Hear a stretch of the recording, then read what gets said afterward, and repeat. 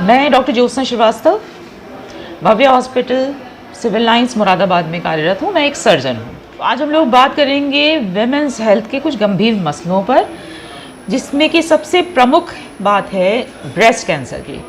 महिलाओं में होने वाला ये बहुत ही आम कैंसर है और जो कि अन्य कैंसर्स की अपेक्षा बहुत आसानी से डायग्नोज किया जा सकता है अगर आप वक्त रहते अपने डॉक्टर से मिल लें या अपने आप को भी खुद भी एग्जामिन करते रहें, तो आप बहुत अर्ली स्टेज में इस कैंसर को पकड़ सकते हैं। स्पेशली अगर आपकी एज 40 से ऊपर है, ब्रेस्ट में कोई गांठ, दर्द या कोई कठोरता आप महसूस करती हैं, तो आपको फ़ौरन ही डॉक्टर के पास जा कर के अपनी मैमोग्राफी या सोनोमैमोग्राफी करवा लेनी चाहिए। इसमें बहुत अच्छे रिजल्ट्स मिलते हैं क्योंकि कैंसर बाहरी तौर पे प्रेजेंट करता है और अंदर बाद में फैलता है।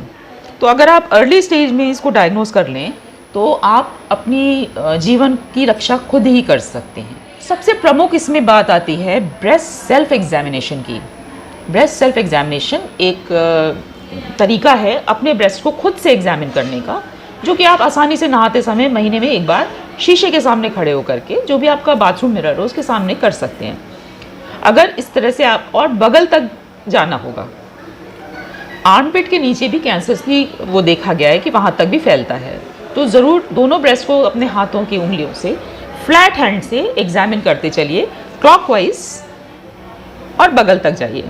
दूसरे हाथ से इसी तरह से क्लॉकवाइज, एंटी क्लॉकवाइज, और अपने बगल तक जाइए। ये काम दो तरीके से करना है, एक हाथ कमर पे रख के और एक बारी सर के पीछे रख करके, ताकि छुपे हुए जो गांठें हैं वो भी आपको पता चल सके। ब्रेस्ट स्क्रीनिंग में हम लोग मैमोग्राफी या सोनोमैमोग्राफी कहते हैं, जो कि आप खुद भी किसी रेडियोलॉजिस्ट के पास जा कर के करवा सकते हैं। और ये एक स्क्रीनिंग टेस्ट है। इसमें ये पता चलता है कि अंदर में कोई संशय वाली बात है या नहीं है। तो उस मैमोग्राफी की रिपोर्ट्स के साथ में आप अपने डॉक्टर से ओपिनियन ले सकते हैं। स्पेशली अगर आपकी उम्र 40 से ऊपर है तो ये रिकमेंडेड है कि आप सालाना एक बार मैमोग्राफी कराइए।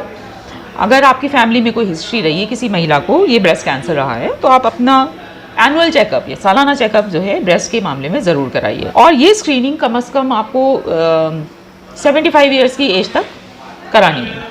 अगर कोई गांठ इसमें महसूस होती है तो आपको इसमें डॉक्टर आगे फाइन नीडल एस्पिरेशन साइटोलॉजी के लिए बोलेंगे, FNAC कहलाती है। इसमें सुई के द्वारा उस गांठ में से पानी लेकर के उसकी जांच करी जाती है कैंसर के अंश देखने के लिए, और ये किसी पैथोलॉजी में होता है।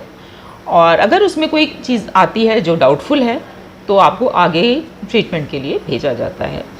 ध्यान रखिए, आपकी अपनी अवेयरनेस आपकी जीवन की रक्षा कर सकती है।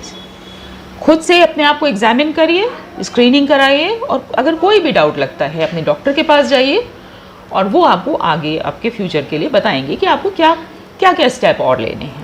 अब आते हैं इसकी ट्रीटमेंट की तरफ। अगर एक बार डायग्नोज हो गया कि हाँ ये ब्रेस्ट कैंसर ही है, तो ट्रीटमेंट के लिए पहले ट्यूमर की स्टेजिंग की जाती है।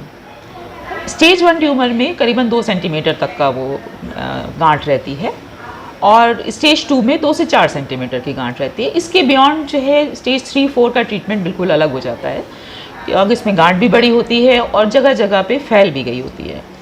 तो इसमें स्टेजिंग जो है आपके डॉक्टर करते हैं और उस हिसाब से आपका ट्रीटमेंट डिज़ाइन करते हैं। अगर छोटी गांठ है तो सिर्फ उतने हिस्से को निकाला जा सकता है और ब्रेस्ट को कंजर्व किया जा सकता है। अगर बड़ी गांठ है तो ब्रेस्ट पूरा ही निकालना पड़ता है।